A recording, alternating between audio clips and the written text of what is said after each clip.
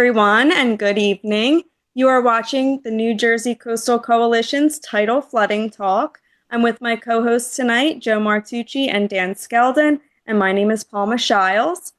We are brought to you by the New Jersey Coastal Coalition and Triax 57. Awesome. Well, good evening, everyone. Hope everyone's having a great Tuesday. It is April. They say April showers bring May flowers, and we are really hoping for some April showers and maybe some April downpours as we go forward this month. We're going to talk about drought. So the opposite of flooding for this episode, drought, but it is important. It is important for the Jersey Shore specifically, and we'll get into the numbers and stuff, but we have been in drought for a number of months. We've dug out of it as we went to the beginning of March, but we're going to need to keep that positive momentum as we go into the spring, right, Dan? Yeah, and it's one of the longer lasting droughts.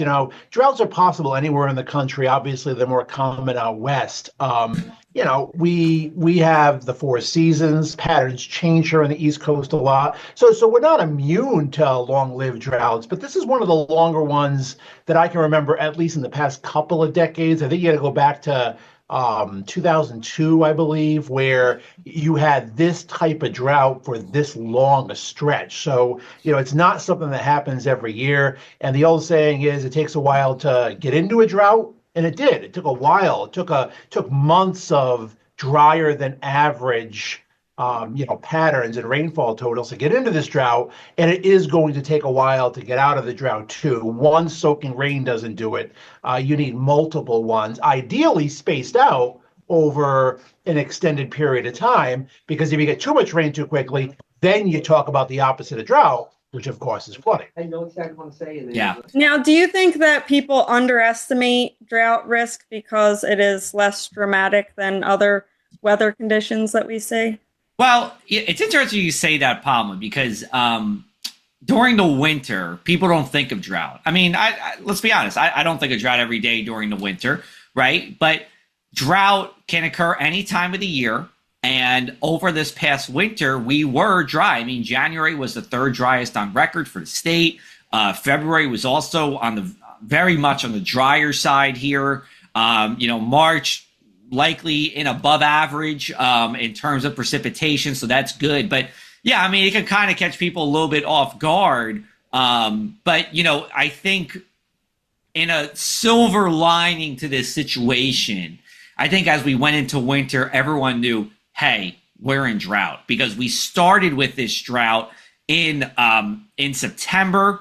We really peaked with drought in late November.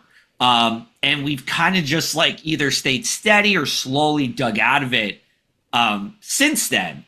And we should back up and say, how do we know about drought? Well, there's two ways in New Jersey. There's the United States Drought Monitor, which is freely accessible to anybody. That's just the facts. It's taking into account what's happened, what water conditions are, and saying we're in either a moderate drought, which is a D1, a severe drought, which is a D2, an extreme drought, which is a D3, or an exceptional drought, which is a D4. Now, to make a really long story short, most of the Jersey Shore was in an extreme drought, a level 3 for most of the winter. The only exception was Monmouth County, but Monmouth County, along with most of the rest of the state, was in a severe drought, or a D2. Then there's the policy side of this, and that comes from the NJDEP, Department of Environmental Protection. They issued a drought watch for the state in October, and then went to a drought warning right around the middle of November. I don't have the exact day off the top of my head. I think it was November 12th. Now, that means there's voluntary water restrictions across the state, and the state can move reservoir levels or control reservoir levels a little bit more. But as Dan and Palma, if you're in the southern part of the shore, it's not reservoir water where you get your drinking water. It's the groundwater from the Kirkwood-Cohansey Aquifer, which sits underneath most of the pine barrens.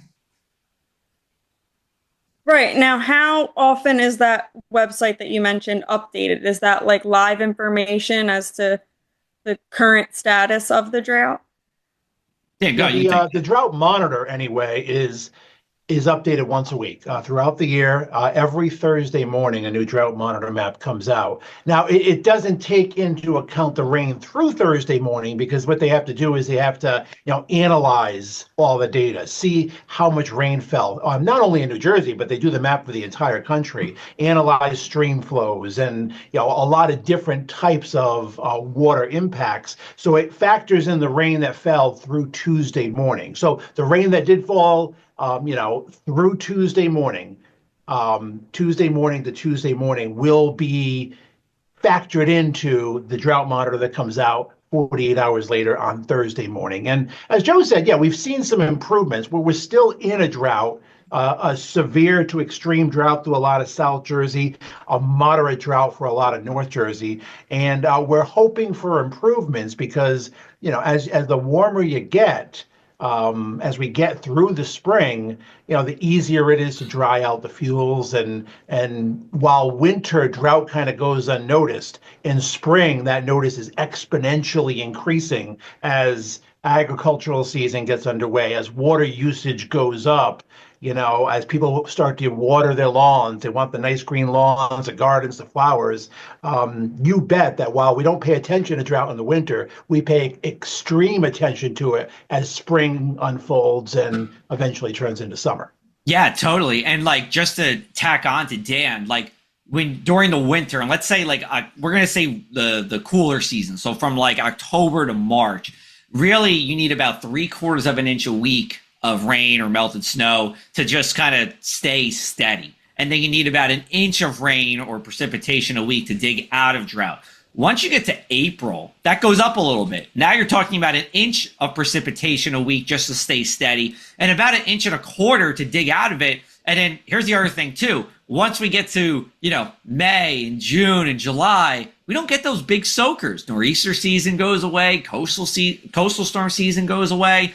And we're getting a lot of these pop-up thunderstorms. And I wrote this in a Shore Local article I did down at the South Jersey Shore. If you get 3 inches of rain in Atlantic City, that's great for Atlantic City, but you need that widespread rain. And that just gets harder to come by as you go, May, again, June, July, and especially August, September, and October as well. Just one other thing, too. It's kind of funny because, as Dan said, that data goes through Tuesday, but the maps update on Thursday. So it confused a number of people, when on March 5th, which was a Wednesday, we saw 1 to 2 inches of rain, but the drought monitor had no update to it. It wasn't until the following week that we did see a reduction in drought there. Now, what causes a dry pattern along the Jersey Shore? Well, it depends on the time of the year, but in the winter, lack of coastal storms and drought and coastal flooding we can kind of connect the two, because we're not getting the nor'easters, we're not getting the tidal and coastal flooding, and we're not getting the rain from nor'easters. I mean, we really haven't had any big soaking 1 to 2 inch rainfall events or a foot snow events with a lot of heavy wet snow and water in there. So, in the wintertime it's lack of nor'easters. In the summertime, it can be lack of severe thunderstorms, lack of cold fronts, and just a hot, dry pattern. And where the jet stream's going, the river of air that stirs our storms acts as a thermostat, keeps warm and cold separated, and drives these storms. If the jet stream stays away, a lot of the time the storms stay away as well. All right. Well, thank you, Dan. We're going to take a short break and we'll be right back. Thanks to the New Jersey Coastal Coalition, your flood insurance bills are lower and your streets safer from the reality of flooding. Since beginning in 2013, we build more resilient shoreline communities. Our member towns develop and share in best practices that anticipate future concerns and create flooding solutions. From our town-specific free web app for flooding information to our weekly Tidal Flooding Talk show, we focus on flooding 24/7. Visit www.njcoastalcoalition.com for more. Welcome back. You're watching Tidal Flooding Talk. I'm here with Joe Martucci and Dan Skeldon, and we're talking about the current drought we're all experiencing.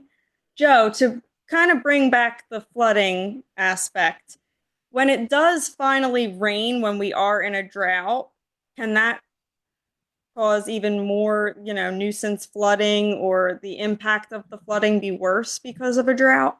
Yeah, so it's kind of like a double-edged sword. It does raise the threshold for how much, the ground can soak up because it's dry. On the same time, though, the ground is dry and it's like a it's like a dry sponge. So, you have like that really crispy sponge, you put it under the faucet, and like that first 2 seconds, everything just kind of like runs over the sponge. It doesn't get absorbed into the sponge. You can get that too if you have a significant amount of rain. However, this is a New Jersey and really Jersey Shore based show, right? A lot of the Jersey Shore counties are influenced by the Pine Barrens.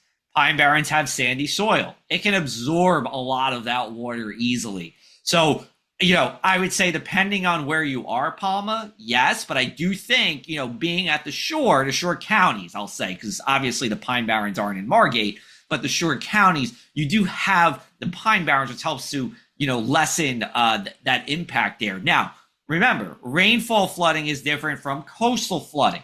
So rain can exaggerate the coastal flooding, but it's not going to bring coastal flooding immediately. So what does drought have to do with, tidal flooding? Well, there is some thought that when you have, less fresh water in the aquifers, and the aquifers are lower or whatever, it can bring some more of that that salty water into the aquifer and harm water quality.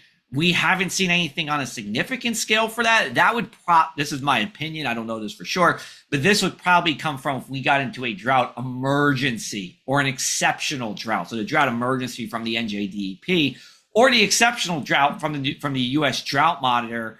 So there's just kind of two things with this. One thing I just want to say too, though, and this kind of relates to coastal flooding because it involves tropical systems. The reason, in part, why we're in this drought is we didn't see any tropical systems or remnant tropical systems last summer and fall. I mean, we went August, September, October without, either a tropical storm making landfall here or more than likely a remnant storm making landfall here.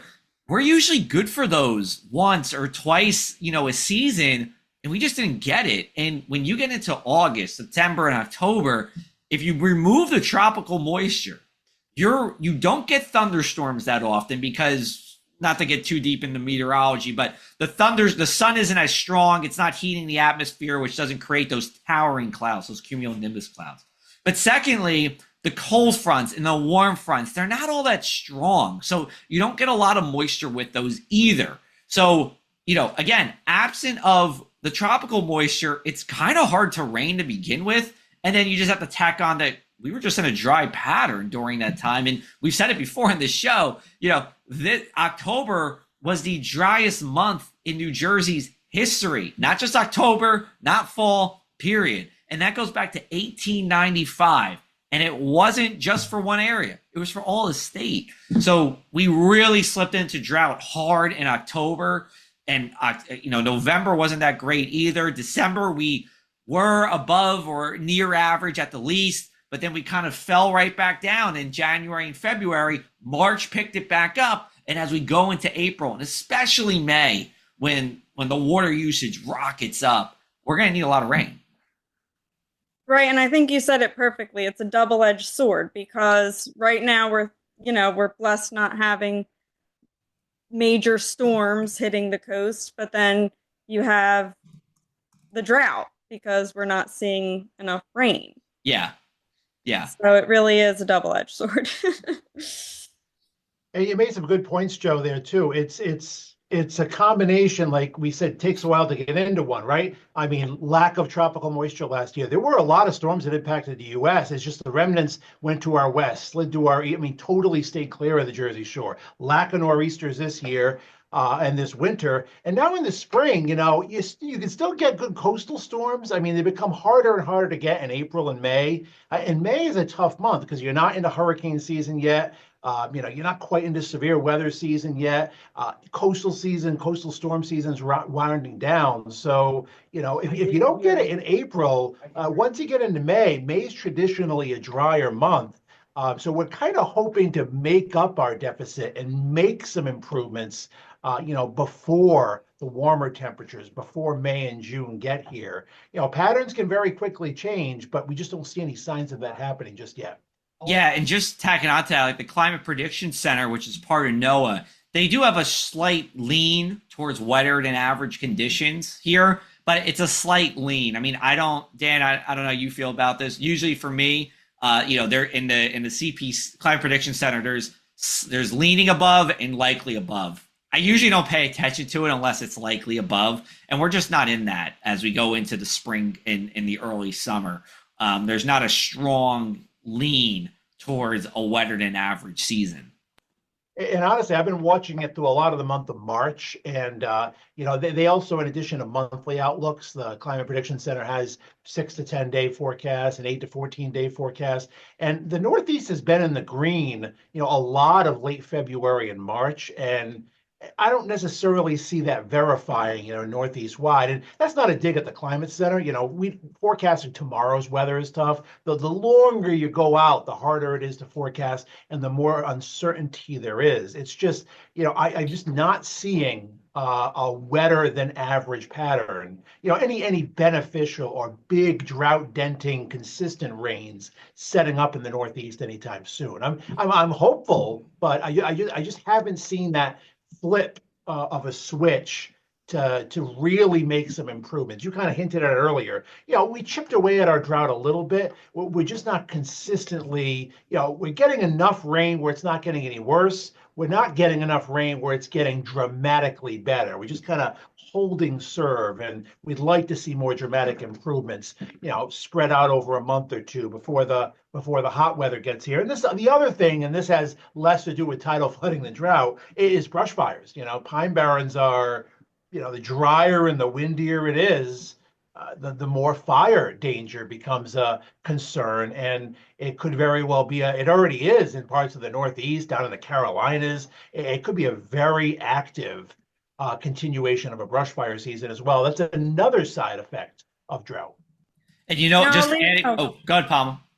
Well, we always talk about how people can prepare for a major flooding event, but is there a way that someone could prepare for a dry spell or a drought that we're experiencing? I think it's a lot of the common sense stuff, right? You want to reduce your water usage. Don't wash your car. Bring it to the car wash. They're usually more economically viable. If you're like me, you have a monthly pass to your local car wash, and you just zip right in, and it pays for itself after 2 uses. On the agriculture side, it gets hard. I mean, if you're not in the agriculture industry, you might not realize how much, farmers go through to kind of conserve water anyway, because that's a cost, right? Water is a cost. But then in drought, it's kind of like, what more can you do? Usually when you get into a drought situation, the state, will allow agriculture to continue as needed and really put the restraint on places like golf courses or the public. Well, thank you. I mean, I personally learned a lot about drought from this episode of Tidal Flooding Talk because it's definitely different than what we normally talk about. And again, we're brought to you by the New Jersey Coastal Coalition, and we do have our show on every Tuesday night, 7 p.m. You could find us on the Triax 57 page, the Coalition's page, right here on Facebook or on our website.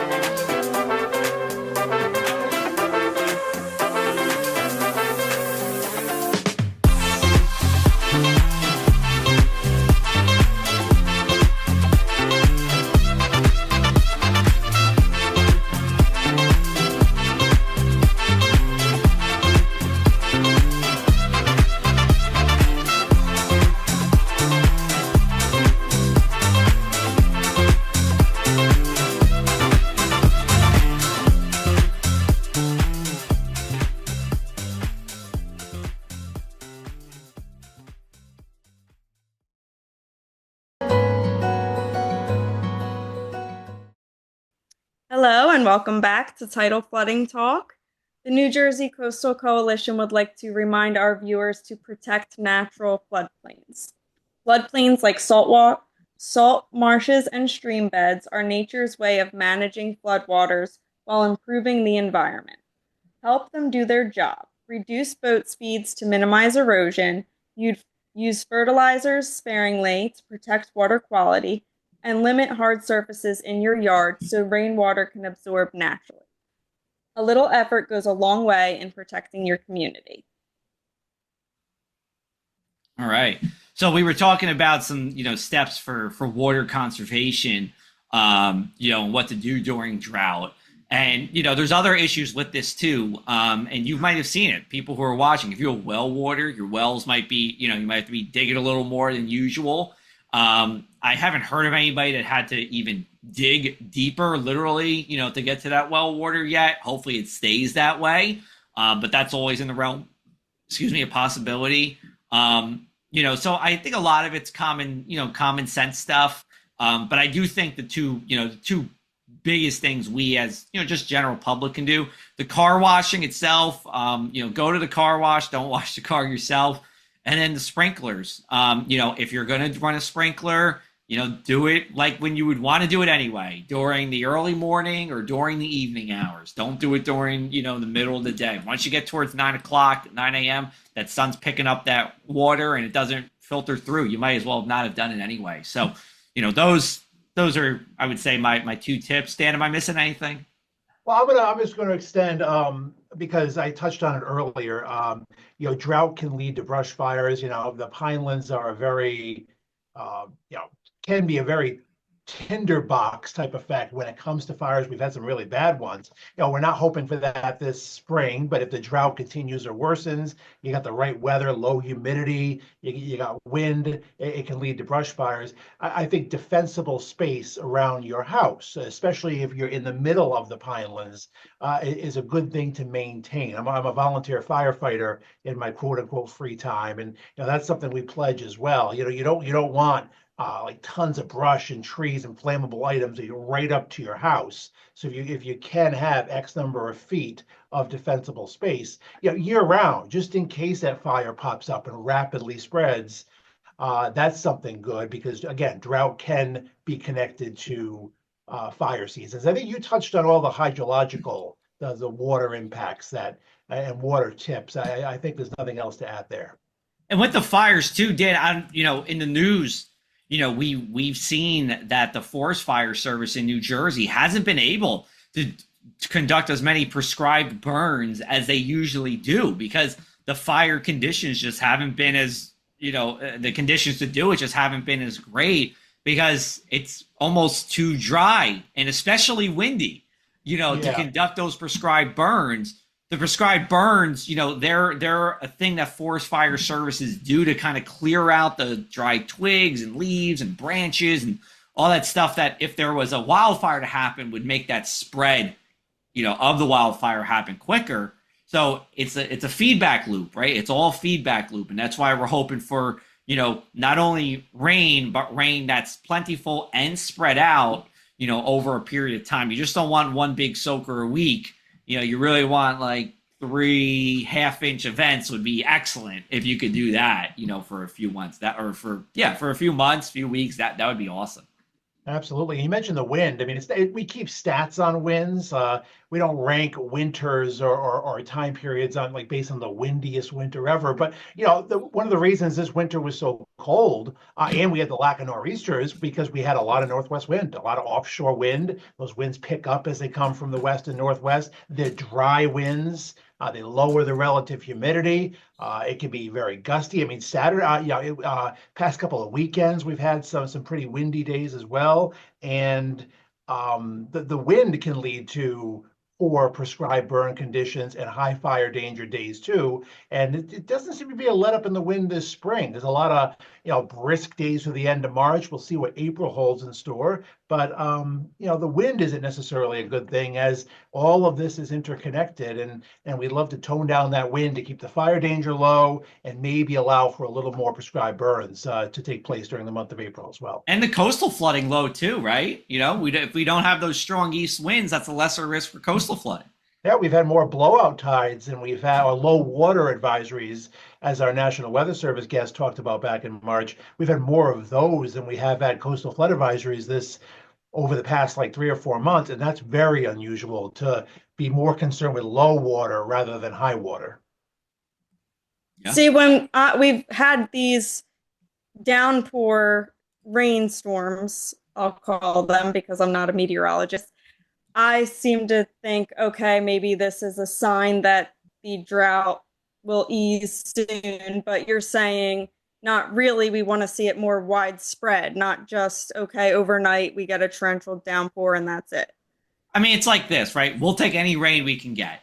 But if you really want to pull out of this drought, we do need consistent rains. And they don't have to be 2-inch downpours. They can just be, like I said, 3 times a week at a ½ inch. That's beautiful. We do that for a few weeks. We're pulling out a drought at a good pace.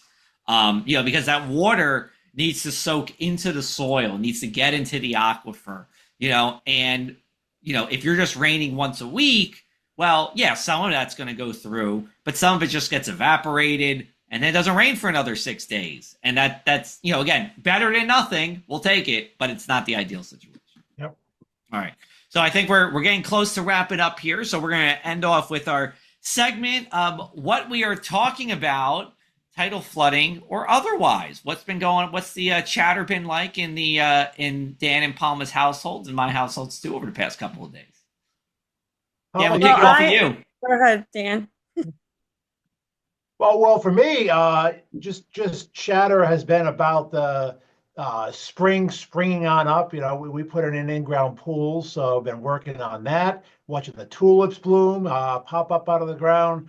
All the more reason to break this drought and get some rain. Flowers are coming up, and just exciting. When you get the burst of warm weather, the longer days, we're just excited about spring. And sometimes in March and early April, you're not feeling it. We've been fortunate enough to have some warm spells, and we definitely got spring fever in the Skelton household. When's the pool barbecue, Dan? Is there a tidal flooding talk in our future? Pool opening. We used a heater and we got a salt water, so we did it right. This part of the country, you got to extend the season as much as possible. So that's right. You guys will be invited to the pool warming party. Yes. That's great, and that'll be nice not to have to pack the kids up to go anywhere, go to the beach or the pool. It's just right in your backyard. So that's great. We just got back from Washington, D.C. We went there for the Flyers Capitals game on Thursday night. How'd that go? Well, the Flyers did not win, but it did turn into a game towards the end, so it was still fun. And then we had a concert, Gregory Alan Isikoff, on Friday night. So it was a very nice time away. The weather was pleasant, so we had a great time. All right. I'll do the flip side of Palma here. My Washington Capitals, first place in the NHL, and we're going into playoff season. That's all I got to say. We'll wrap it up from there. Flyers were no match for the Capitals. Let's put it that way. No, I thought we were friends. We are, just not when the Flyers play the Capitals. We're friends today, just not on that Thursday we were. All right, take us out, Pavel. We'll wrap it on up. All right, well, thank you for watching Tidal Flooding Talk. Again, we're brought to you by the New Jersey Coastal Coalition and Triax 57. Tune in every Tuesday night at 7 p.m.